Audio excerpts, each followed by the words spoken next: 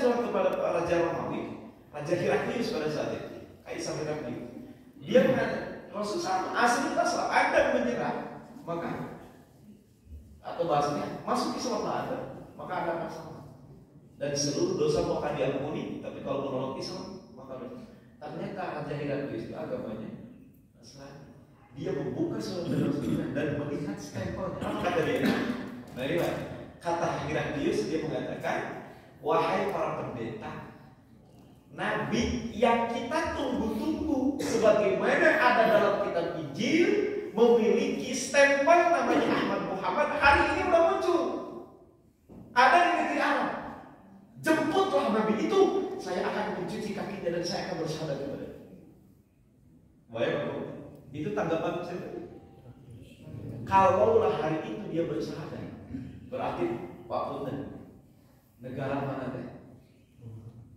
Negara mana? Romawi. Berarti Eropa teh di baheula teh Islam. Namun apa yang terjadi?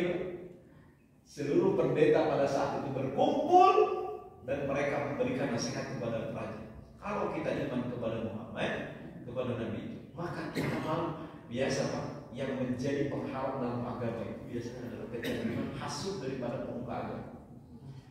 Ternyata mereka menolak. Jadi yang menolak itu bukan raja tetapi para pendeta. Dibalaslah tentang itu dan penolakan, pengkhianatnya kepada para pendeta. Makanya lihat, bahkan sifat Nabi yang ada dalam kitab Injil karena ketakutan para pendeta itu disobek oleh mereka. Makanya dalam Quran, fawailul lil ladzina yaktubuna al-kitaba bi aydihim tsumma yaquluna hadza min indillah liyashtaru bihi thamanan qalil. Karena mereka mengharapkan kehidupan dunia berani menghilangkan sifat-sifat Rasul yang ada dalam kitab mereka. Akhirnya mencetuslah perang dengan Romawi. Pernah terjadi perang pertama ketika itu 450.000 pasukan. Romawi mengisi 450.000 pasukan. Islam hanya menurunkan 24.000 pasukan, satu lebih dibanding daripada 20. Satu banding 450 lawan 240. Satu banding hampir 20. Ternyata dalam perang itu dipimpin oleh Khalid bin Walid dan Islam mendapatkan kemenangan. Jadi dua adik buah saya tumbang. Bapak, Ibu, kenapa saya bahas ini? Dan ini ada dalam Quran sejarah. Pak, ketika dua adik buah saya tidak tahu sejarahnya dari mana munculnya perbudakan. Bapak tahu perbudakan? Oke. Ibu, kalau ibu datang ke pasar sekarang, itu pasti beli makanan, beli pakaian. Kalau orang zaman dulu datang ke pasar itu beli manusia. Beli apa? Beli manusia, tak jajan jelma. Jadi jelma tadi badro. Perempuan itu setengah telanjang. Itu udah biasa di pinggir jalan manusia itu dijajan. Dan mereka tidak ada kekuasaan untuk melawan karena hukum pada saat itu. Hamba harus taat kepada majikan. Manusia dulu itu sujud kepada manusia. Masih ingat Nabi Yusuf itu termasuk korban daripada perbudakan. Ingat kan Nabi Yusuf? Nabi Yusuf itu dijual kan? Oleh orang yang menemukan Nabi Yusuf. Dan yang membelinya siapa? Nabi Yusuf itu murah. Bisa manin baksin darohi ma'adudah. Dia dengan harga yang cukup murah. Kenapa? Masih letih kayaknya tuh.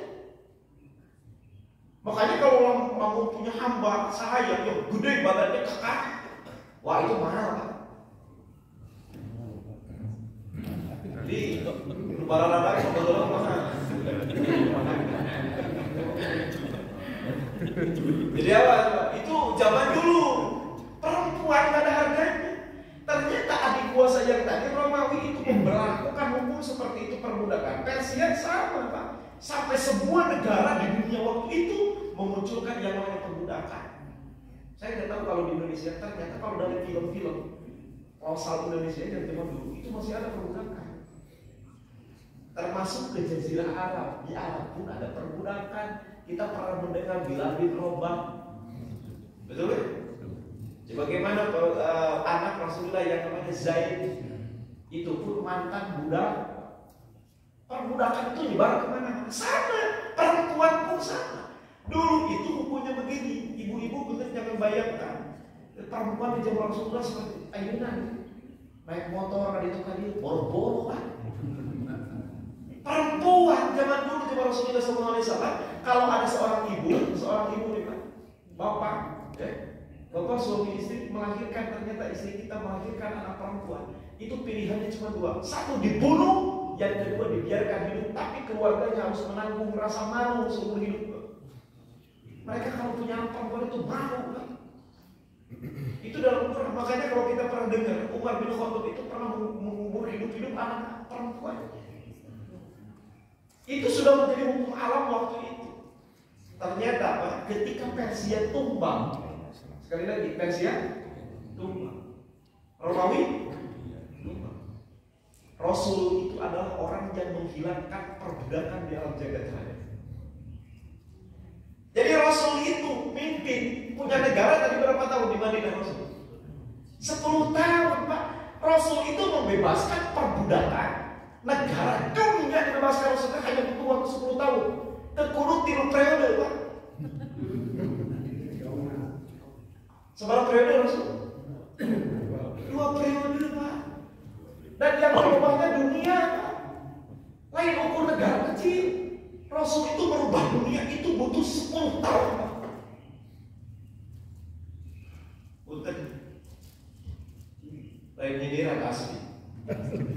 Rasul sabar tahun 10 tahun negara itu Rasulullah dibikin pas strategi-strateginya dilanjutkan oleh sahabat beres Pak.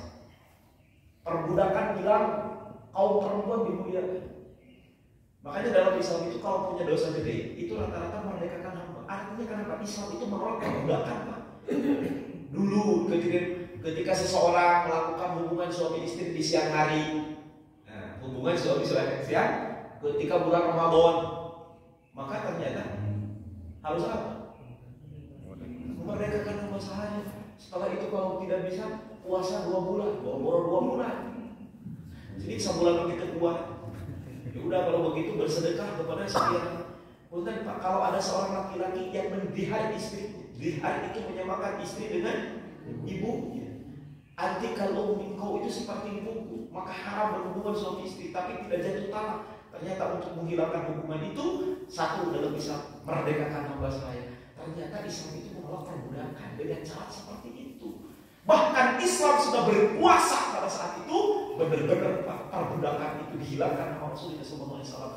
Rasul khutbah Rasulullah pernah menggenggam kata Rasulullah, tidak ada lagi perbudakan di permukaan bumi ini. Kulit hitam tidak lebih hina daripada kulit putih, dan kulit putih tidak lebih mulia daripada kulit hitam. Tidak ada lagi di antara kalian sujud manusia kepada sujud manusia. Ternyata pidato Rasulullah itu Pak, akhirnya bukan tahun 1960 digaungkan oleh PBB, PBB itu sendiri.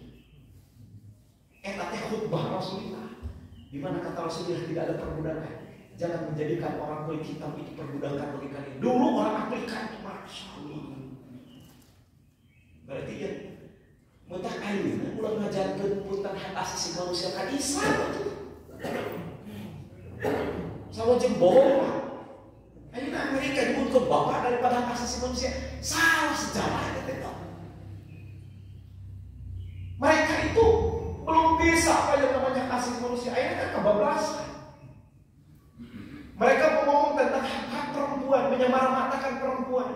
Salah, belajar dengan Islam. Islam itu menempatkan kaum perempuan itu sesuai dengan kodratnya Pak. Di barat itu ada kaum feminis. Feminisme itu adalah kaum perempuan yang mengatakan kami itu adalah perempuan lebih hebat daripada laki-laki. Mereka mengatakan lebih hebat, sehingga kami tidak butuh laki-laki. Akhirnya mereka tidak menikah. Lihat sekarang itu sudah muncul Pak, video-video saya kemarin ada lihat video.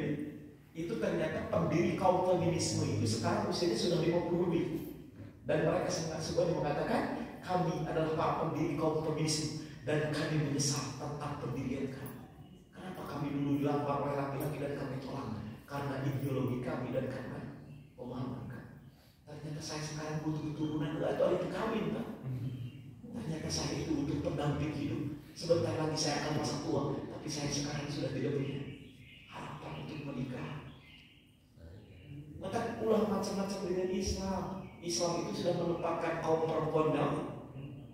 Nah, oke. Jadi Bapak lihat dalam pembukaan Undang-Undang Dasar bahwasannya yang namanya penjajahan di atas bumi harus diam, karena tidak sesuai dengan prinsip kemanusiaan dan prinsip. Bahkan dengan rahmat kalimatnya dengan rahmat Allah, tidak dengan kalimat Tuhan yang Maha Esa. Ternyata apa? Kemerdekaan di Indonesia itu hanya dua kata Jenderal Ahmadiyani dan kata Saudara Sudirman. Kami pada saat itu menyemangati masyarakat hanya dengan dua kalimat. Satu kalimat merdeka, sebuah harapan, dan itu condong kepada nasionalisme. Yang kedua kalimat yang kami ucapkan adalah Allahu Akbar. Merdeka, Allahu Akbar. Allahu Akbar bukti daripada religiositas seseorang. Maka namun agama benar pasti nasionalis. Namun agama benar pasti mau wani ngajual negara.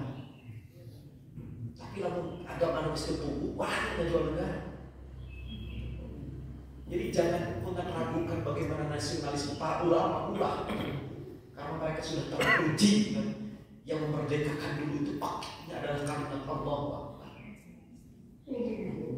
Nah ini menjadi berpikir bagi kita. Yang kedua saya sampaikan, ide kemerdekaan sebuah negara itu ternyata adalah Islam. Sampai Rasul itu kan sengaja, Rasul itu tahun ke-8 itu tahun ke-8 terjadi Futuh Mekah. Terjadi apa? Futuh Mekah. Futuh Mekah itu umat Islam di dalam ini Islam itu bukan penjajah, disebutnya bukan, tapi fathun. Fathun itu orang setempat tidak diusir. Kalau mereka pengen tinggal di situ, ya silakan biarkan. Itu disebut dengan fathun. Tapi kalau yang disebut dengan para penjajah itu diusir, kaum pribumi diusir. Tapi makanya kalau Rasul sebut dengan fathun itu artinya apa? Biarkan mereka di situ. Nah, ketika terjadi Futuh Mekah tahun ke-8 itu bukan Rasul itu datang ke mana? Ke Mekah. Orang Mekah sudah tidak bisa menyerang lagi, mereka kalah dalam segi apapun. Akhirnya Rasul itu mengumandangkan adzan pertama kali di kota Mekah. Lihat Pak, ini dan Quran. Makanya kalau hadis dengan Quran itu sangat Pak, tidak boleh yang namanya sujud kepada manusia itu. Sujud kepada manusia, menghambakan diri kepada manusia tidak boleh. Perbudakan itu intinya tidak boleh. Rasul itu merintahkan Bilal bin Rabah. Bilal bin Rabah itu dulu mantan kulitnya apa? Hitam, tapi suaranya panjang. Orang Afrika punya ciri khas kalau punya suara itu. Ternyata Bilal bin Rabah diizinkan sama Rasul. Kata Rasul, Bilal naik karena lu berdoa Ka'bah. Kan adzan itu disunahkan di tempat yang apa? Tinggi. Bilal bin Rabah Pak. Tempat kata Rasul terus naik kalau berdoa Ka'bah. Sengaja Rasul naik Ka'bah ya, Ka'bah. Apa? Tempat yang sakral. Dari dulu orang Mekah menghormati Ka'bah. Ari-ari itu ditaikkan. Lu naikkan dalam logika mereka, otak mereka masih bilang itu kan mantan apa? Berarti orang hina menurut mereka. Suruh naik mana? Naik Pak. Mereka Ka'bah. Saya bilang naik karena Ka'bah. Apa kata mereka? Mereka itu menggumam dalam diri mereka. Ngomong tapi pelan-pelan. Kata mereka, gagak hitam naik ke atas batu yang mulia. Gagak hitam itu nyindiran saya. Nyindiran saya. Saking mereka kesal kepada Bilal naik karena berenang. Ucapan mereka langsung ditanggapi oleh Allah. Allah menurunkan ayat Rasulullah, ya ayuhan nas, inna khalaqnakum min dzakarin wa untha wa ja'alnakum syu'uban wa qabaila lita'arafu inna akramakum indallahi. Itu ayat paling populer ya. Inna akramakum indallahi. Wahai manusia, aku menciptakan kalian dari laki-laki dan perempuan, seorang laki-laki dan seorang perempuan. Lantas aku jadikan kalian bersuku-suku dan berbangsa-bangsa. Kalian bertebaran di sana dan di sini. Tujuannya dita'arufu untuk saling memahami. tidak ada orang hitam lebih mulia, lebih hina, orang hitam putih tidak lebih mulia. Ternyata ayat itu pun membela-bela diri. Kata Allah, inna akramakum indallahi atqakum. Di mata Allah orang yang mulia bukan orang yang kulit hitam, yang bukan yang kulit putih, bukan yang kulit coklat, tapi ditentukan sejauh mana ketakwaan mereka kepada Allah. Kata ayat ngabela-bela diri Allah. Jadi ternyata Islam itu sekali lagi yang punya ide apa? Yang punya ide apa? Ada nggak seperti kamu apa? Nggak seperti kan? Asli, nggak sebenarnya. Alhamdulillah. Mudah-mudahan hakikat kemerdekaan kita dapat. Kita terus berharap ada harapan setelah harapan. Bapak gini ya, ayo nawan obrolan. Saya di daerah Jazirah Arab. Jazirah Arab itu bukan Arab Saudi. Ada 7 negara, ada Qatar, ada Bahrain, ada berapa negara? Kuwait. Itu negara-negara Muslim. Qatar itu kemarin dibalik. Ternyata Qatar menurut media begini, tapi ternyata Qatar tegas ketika Piala Dunia. Dan ternyata Bapak tahu berapa ribu orang yang kemarin masuk Islam gara-gara Piala Dunia di Qatar. Ternyata Qatar itu Masya Allah luar biasa. Qatar itu berani menolak yang namanya LGBT. Negara yang menolak LGBT tolak. Bapak tahu negara-negara yang saya sebutkan tadi, di situ merdeka asalnya. Saya Mekah Madinah aja, Bapak yang pernah sekali ke Mekah Madinah, 450 kilo tol dari Mekah ke Riyadh, ibu kotanya Mekah, Jazirah Arab Saudi, itu 1200 kilo. Jalan gede, halus, tuh Pak, lumayan Pak. Asal merdeka gitu Pak. Ngagas mobil ke asal edan gitu, gratis ya. Ya Allah. Pak, orang di rumah santai gitu. Saya lihat santai. Asli saya masuk, sholat subuh, wah kepala rasid kan. Ngopi, arasut deh ke imam, santai sehari. Kalau udah jam sholat, kenapa sholat dulu deh. Apalagi kalau usia udah 40 ke atas Pak. Ngajak saya santai. Ternyata ada beban hidup Pak. Mikir naon. Saya lihat ketika akan berbicara pendidikan anak, saya itu menyesali ketika ada orang bapak-bapak datang ke rumah Ustaz, saya belum bayar SPP anak saya. Mau uji. Berapa ribu orang di Indonesia yang kayak gitu? Mikir ke sana. Bapak tahu? Di itu Bapak, budak rek sekolah. Silahkan. Itu yang belum sampai SMA itu udah menjadi wajib. Lamun hayang budak kuliah itu diberi uang saku lain pun lumayan. Menang naon? Menang uang saku. Jadi naik kuliah tapi itu dibayar. Allah ya. Makanya termasuk banyak dari Indonesia yang kuliah di mana? Saya. Kenapa? Karena per bulan itu dapat apa? Jadi uang aja itu orang tua memikirkan pendidikan budak. Sama pendidikan harus ditanggung usaha. Di sana yang namanya orang sakit, Pak, orang sakit itu gratis pengobatan sakit apapun. Di urang ayeuna, lamun hayang gratis ketika sakit, ayeuna kudu cager kudu bayar utang. Bayar BPJS. Wah, ayeuna kudu cager kudu naon Bapak teh. Malah ya, supaya bergering naon? Gratis. Allah ya. Jadi itu kunaon Pak? Ternyata Pak, rumah sakit Kararoso karena beban hidup diurang ya Allah, rumah sakit mana? Tadi pikir-pikir aja tidak beban hidup gitu. Stres Pak. Mikirin kontrakan, benar tak? Mikirin budak, mikirin wah segala macam. Sehingga di kita ya Allah yang namanya penyakit, betul penyakit itu bersumber dari mana? Pikiran. Dan orang itu ditiang itu, wah kita salah hidupnya sakit kenapa? Yang tadi beban-beban yang memberikan beban dirinya itu ternyata ditanggung usaha. Pendidikan anak Ada pikiran, ukuran pikiran baru, beban pendidikan apalagi. Beban kalau dia di masa tua ternyata masya Allah. Jadi sekali lagi ini mudah-mudahan orang bisa gitu. Negara kita mudah-mudahan kami anak-anak kuliah, kami anak gratis. Aduh ya Allah, terbayang. Dan itu yang menjadi tidak menarik. Usai di itu malah minyak diulang malah ukur minyak. Minyak ayam, emas ayam, dibilang. Benar saya kemarin saya menukil ada sebuah ungkapan Mahfud MD, Prof. Mahfud MD. Beliau mengatakan kata Mahfud MD di Indonesia itu kalau semua barang tambang kita tidak dikorupsi, maka semua orang itu akan mendapatkan 20 juta per orang tanpa kerja. Cek sahaya.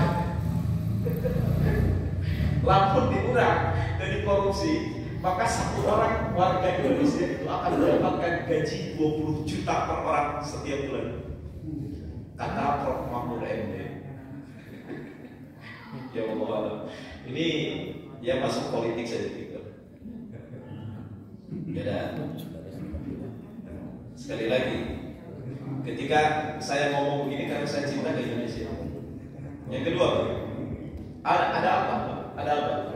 Yang saya lihat, Bapak, benar. Yang saya lihat hampir semua jazirah Arab. Ternyata bahasa mereka salah hukuman mereka. Tapi karena sholat,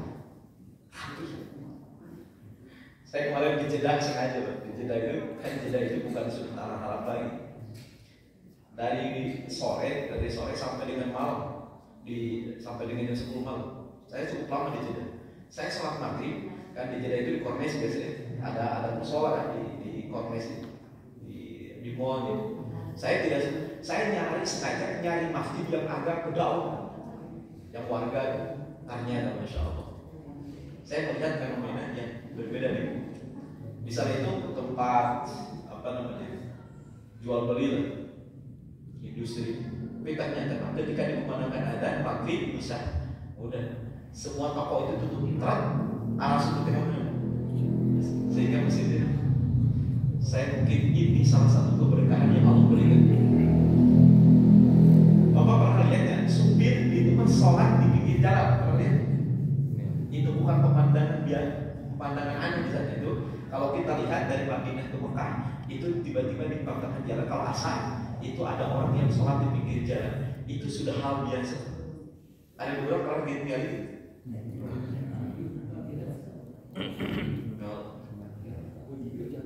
Jadi dihitung biasa. Jadi salah satunya ternyata yang saya lihat mereka kalau yang namanya waktu sholat sudah sholat.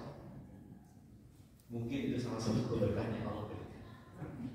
Jangan pede Pak dengan keberkahan yang Allah berikan ke negeri kita. Betul. Allah bagaimana menggambarkan tentang sebuah negara yang disebut negara Sabah. Negara Sabah itu dalam Quran kiri kanannya itu taman-taman yang hijau. Bukankah itu gambaran Indonesia?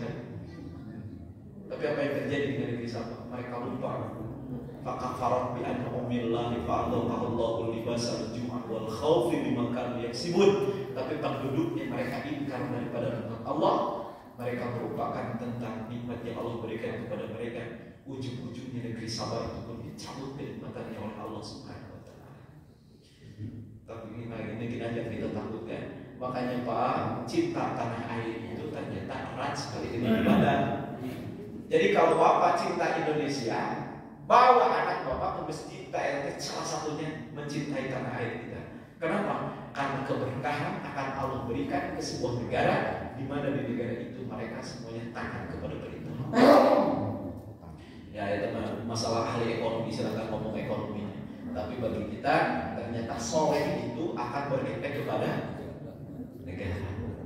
Insya Allah kalau orangnya soleh, Insya Allah Allah akan jadikan pintu keberkahan dan Allah menjamin. Dan kata Allah, walau anna ahlan qura amanu wa taqaw la fatahna alaihim barakatin minas samai wal ardh. Seandainya mereka penduduk negeri beriman dan bertakwa kepada Allah, maka Allah akan turunkan keberkahan jadikan setiap perkara itu menjadi keberkahan. Sekali lagi, jangan pede dengan kesuburan yang kita hari ini dapatkan, yang Allah berikan kepada kita. Tapi hati-hati ketika kita ingkar dengan nikmat Allah. Tapi semua kesuburan itu bukan menjadi kebaikan, tapi menjadi madarat bagi kita semua.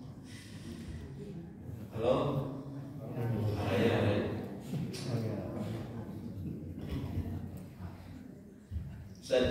Ada ini tahu politik di kumaya dan politik ya. Intinya Pak, kata saya menukil ungkapan Ali bin Abi Thalib. Ungkapan Ali bin Abi Thalib. Kata Ali bin Abi Thalib, ketika penduduknya iman, ketika penduduknya baik, maka dengan otomatis Allah akan menjadikan pimpinan mereka adalah pimpinan yang baik. Jadi sebenarnya pimpinan kita itu cerminan daripada ayat. Maka kalau ayat pemimpin yang disebut dalam Al-Quran, waja'alna lil muttaqina imama. Takwa dulu kitanya, baru Allah akan menjadikan pemimpin yang memimpin negeri ini termasuk dari orang yang bertakwa kepada Allah. Mudah-mudahan menjadi ibrah pelajaran bagi kita semua. Assalamualaikum warahmatullahi wabarakatuh. Ustaz mau tanya boleh? Enggak. Assalamualaikum warahmatullahi wabarakatuh. Ini karena mic-nya dari depan Ustaz. Tadi menarik ya, diawali dengan masalah surat Al-Rum ya. Kalau negara sekarang itu Romawi itu kan Italia. Itu hubungannya bagaimana dengan Rumania ya? Itu Rumania juga ada di sebelah timur, Italia selatan Eropa. Itu hanya dia yang meminta konfirmasi. Apakah itu yang dimaksud Rumania atau Italia? Yang kedua, preambul Undang-Undang Dasar 45 itu kan tujuan negara kita itu jelas, ada statement bahwa kemakmuran dan kecerdasan bangsa itu salah satu tujuan. Gitu ya. Nah permasalahannya itu, kalau ini berupa Ustaz bebas saja Pak, kita benaran itu sayangnya tidak absolut lah. Negara yang bisa jadi rujukan sebagai welfare state itu negara makmur itu, kalau saya lihat tadi penjelasan itu ya Uni Emirat Arab, Qatar. Di sana ada minyak, ada emas. Nah itu apakah itu betul bisa dijadikan rujukan? Sementara di negara lain itu dengan jadi seolah menekankan kepada human resource, natural resources ya, sumber daya alamnya. Tapi di Eropa itu ke human capital atau human resources ya, manusianya yang dipintarkan sehingga makmur. Contohnya di Skandinavia, itu yang seperti tadi ceritakan Ustaz, itu Skandinavia, Norwegia, Finlandia, Denmark, itu negara-negara yang makmur yang indikatornya mudah dilihat, sekolah terbayar, pensiunan terjamin dan seterusnya lah. Orang-orang tuh yang nganggur pun digaji lah gitu, bukan digaji ya, social allowances namanya. Nah kalau Pak Ustadz secara bebas itu apa ya kalau Indonesia ingin memakmurkan sebagai cita-cita bangsa yang 78 tahun ini teh belum terwujud, tadi Rasul itu 10 tahun gitu. Nah itu apa Pak Ustadz, apakah memang natural resources atau human resources atau ada faktor doa misalnya? Ya bebas saja. Terima kasih Pak Ustadz. Bentar. Oke, kalau belajar tentang adat Rumania, salah satu Rumania itu negara yang dan dunia ini negara yang sering berpindah-pindah itu adalah Rumania. Bapak akan lihat di beberapa, saya senang kalau ada siaran-siaran di zaman sekarang itu banyak banget. Ternyata membedah tentang negeri Rumania yang tadi itu ada adat Rumania itu ada punya kebiasaan dia berpindah-pindah. Ini salah satu Rumania. Walau alam apa Rumania itu mulai dari Roma atau gimana? Yang jelas Romawi itu adalah sekarang yang adalah negara-negara yang disebutkan dalam Eropa. Dan ternyata itu hubungannya dalam tafsir, ada dalam tafsir itu ternyata masih cikal bakal anaknya daripada Nabi Ishak yang memunculkan mana tadi? Oke. Jadi Nabi Ishak itu nanti akan yang tariknya ada yang ke Bani Israel, yang kedua keturunan Nabi Ishak itu kalau Bani Israel dari Nabi Yakub, satu lagi saya lupa tadi nggak kebaca ada namanya itu yang memunculkan daripada Roma. Kemudian bagaimana kalau tadi rujukan? Sebenarnya saya tidak berbicara tentang masalah rujukan, apakah harus negara mana ya. Tapi yang jelas saya bacakan bagaimana Rasul itu membuat sebuah apa? Sebuah tatanan itu merubah negara Rasul itu bukan negara, merubah negara dunia. Makanya kenapa dalam Quran hanya menggunakan kalimatnya khitab kepada Rasulullah. Ketika ada kalimat wa ma arsalna ka itu kepada siapa? Rasul. Aku mengutus itu rahmatan lil alamin, semua alam itu merasakan. Ternyata Pak, nabi-nabi yang terdahulu tidak bisa merubah dunia. Yang tadi perbudakan di zaman Nabi Yusuf masih ada, di zaman Nabi Musa masih ada. Jadi setiap nabi itu punya, dan mereka tidak bisa merubah dunia. Tapi yang bisa merubah dunia kemarin kita Pak, Bapak, siapa yang kemarin pernah bangga dengan Jepang? Mungkin Bapak pernah mendengar ada orang yang bangga banget dengan Jepang. Dan ada orang Indonesia yang sampai hari ini bikin video. Saya itu kalau berlibur tidak kemana-mana, mesti ke Jepang. Tapi hari ini kecewanya kita dengan Jepang. Yang dengan hebatnya, tapi ternyata begitu, membuang banyak bekas apa? Nuklir ke lautan. Sekarang lautan menjadi hitam. Itu ya Allah. Dan itu berapa puluh tahun kebayang, polusi puluhan tahun bekas produksinya. Tapi ternyata Jepang yang dulu mengatakan hebatnya sekarang justru mencemari dunia sekarang. Jadi banyak orang yang kecewa sekarang dengan apa? Dengan Jepang. Yang mana dulu kalau ngomongin kebersihan Jepang, tatanan negara Jepang, tapi akhirnya yang jelas bagi saya bukan berbicara ini negara, bukan ini negara. Tapi ketika saya tentu kalau sekali lagi saya berbicara para ahli ekonomi, silakan berbicara ahli ekonomi. Yang tadi Denmark dengan hebatnya karena menempatkan seperti ini seperti itu. Tapi yang saya sampaikan, kalau kita menjalankan apa yang pernah menjadi misi Rasulullah, Bapak tahu di zaman Umar bin Abdul Aziz. Nah ini salah satu didikan Rasulullah. Umar bin Abdul Aziz pernah dengar ya? Khalifah itu ada berapa?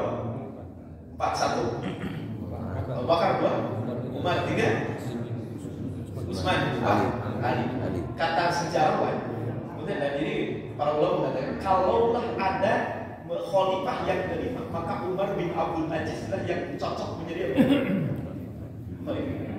Bapak tahu di zaman Umar bin Abdul Aziz seekor singa tidak pernah menyerang seekor kambing. Saking suburnya di zaman Umar bin Abdul Aziz. Ternyata Umar bin Abdul Aziz itu adalah seorang raja, seorang khalifah, seorang raja yang memutar semua kerajaannya itu bagaimana dia menyerang pemikiran-pemikiran di zaman Rasulullah SAW. Nah itu, di Rasul itu adalah orang yang apa? Benar panutan dalam apa? Dalam bidang perpolitikan, pernegaraan. Tadi sekali lagi itu kehebatan saya Rasulullah. Saya tentu tidak bisa menyebutkan negara ini jauh lebih baik, negara ini jauh lebih baik. Yang sekarang tentu kalau saya mengatakan udahlah kita sebagai orang yang bertakwa, sebagai orang yang beriman, kepercayaan kita ternyata antara iman dan takwa itu ada hubungan dengan Allah, keberkahan yang Allah berikan kepada kita semua. Itulah. Jadi tentu kita berharap mudah-mudahan ya kita berharap negara kita pengen menjadi baldatun thayyibatun warabun merdeka, asalnya merdeka. Yang tadi bapak-bapak ketika masa pensiun itu menikmati apa aja. Tapi saya alhamdulillah kalau lihat di sini masalah rantai para pensiun aja. Mingpong salah. Alhamdulillah. Ya gitu aja, ini mau diskusi di antara kita ya. Untuk kita perlu hal-hal yang jelas, Bapak aja itu jelas ini, jelas aja. Para pemain bola teh ayeuna di Arab. Gaji tertinggi pemain bola yang di mana itu? Ya. Dimulai Cristiano Ronaldo, Benzema, Mikael Neymar, ada teh ngabri kayak di mana? Tentu ini menjadi fenomena yang sangat luar biasa. Dan ternyata salah satu yang menarik bagi mereka, ternyata gaji di Jazirah Arab itu dari Arab itu tidak pernah diberikan gaji sebelumnya. Artinya ternyata gaji di Eropa itu tidak pernah sebanding dengan yang diberikan. Ya lah, wallahu a'lam.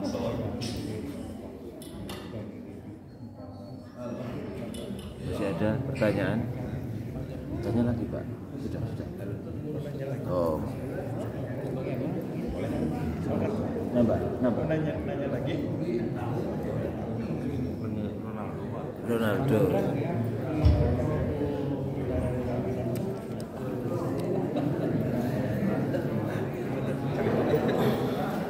Hello. Berat.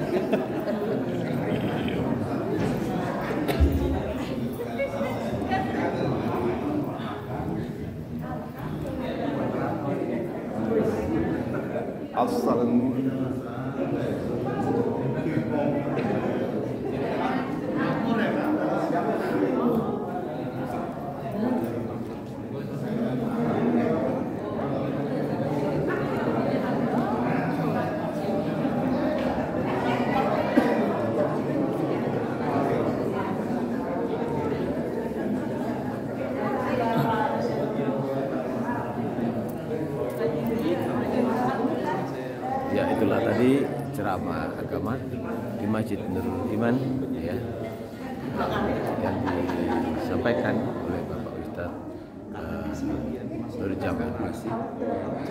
Terima kasih.